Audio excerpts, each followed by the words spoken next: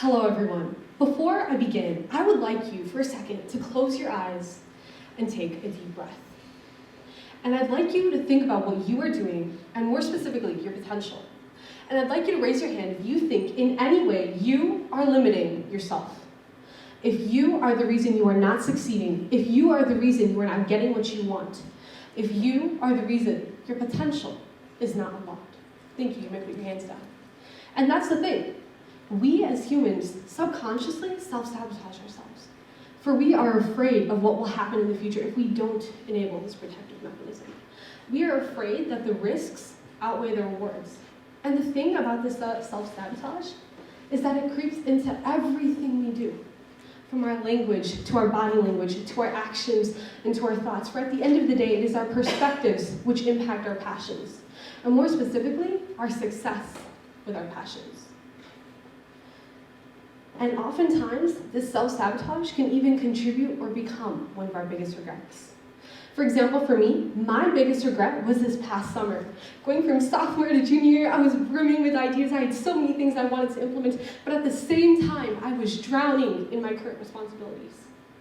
Summer school, being a caretaker for my sister, taking the SAT, the ACT, a new internship, a passion project, a new e-board position, and yet I still wanted to do more.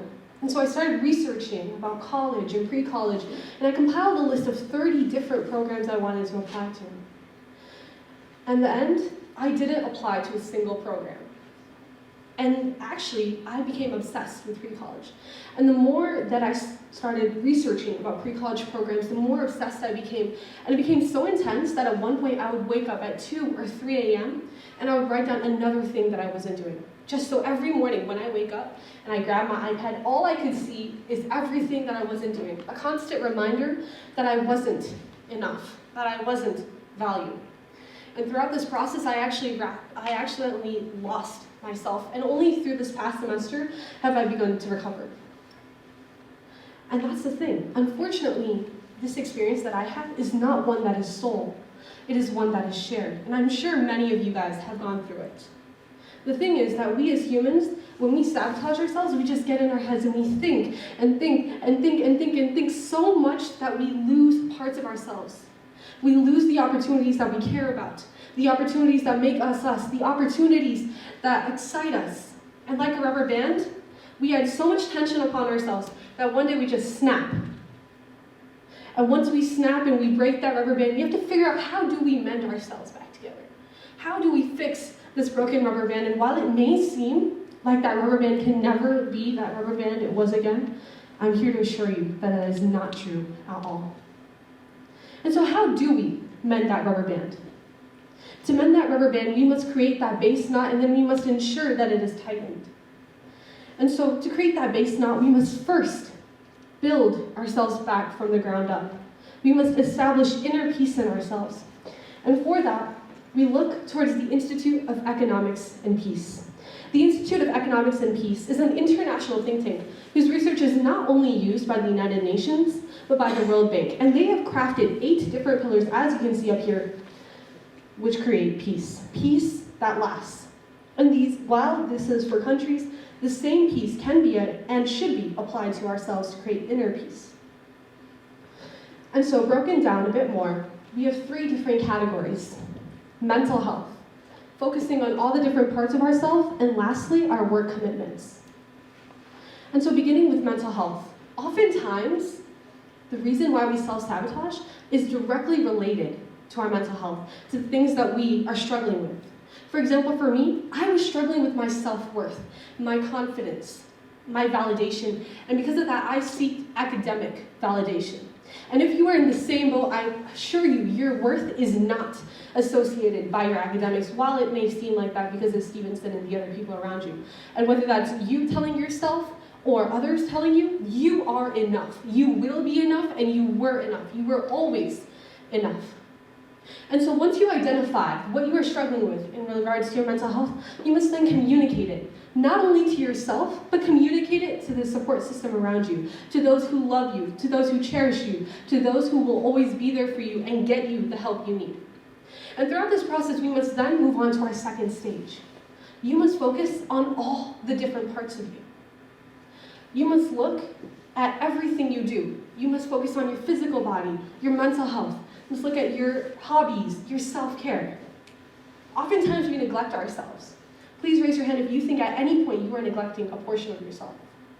And I completely agree with you. I've been neglecting myself. And so I ask of you, make yourself a priority. We have to develop the mindset that at the end of the day, we can only live lives to ourselves. Make yourself your priority. While it may seem selfish, it is actually selfless and it is a necessity for you to continue functioning as a human being. Then, once you have figured out these two stages, your mental health, and you have realized that you are a priority, you can only then work on your work. Only then can you truly get a balance of commitments, a balance that doesn't underwhelm you, that doesn't overwhelm you. Because if you don't have a balance, you're once again one of the two extremes, where you're either too burnt out or have made no progress towards your goal, where you haven't become the best version of yourself.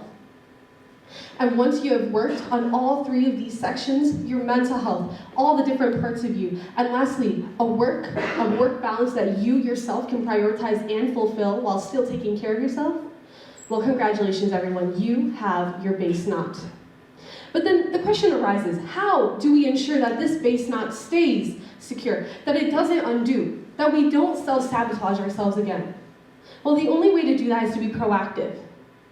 And specifically, I'm asking you to challenge yourself.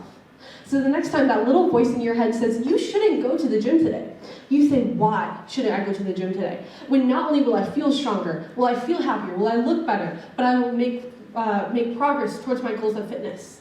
Or when that little voice in your head says, you won't get that position, you shouldn't apply. You say, why shouldn't I get that position? When not only am I qualified, but I won't ever know if I never try. And the more you guys start asking yourself these questions, the more you guys start debating with yourselves, the more you start challenging yourselves, the more you start winning these arguments. And the more that you win, the stronger that you become. And the stronger you become, the tighter that knot gets. And then at one point, that rubber band becomes invincible. And so I ask of you, I plead of you, focus on yourselves. Make yourself a priority. And challenge yourself. For until you make the unconscious conscious, it will direct your life and you will call it fate. So change your fate.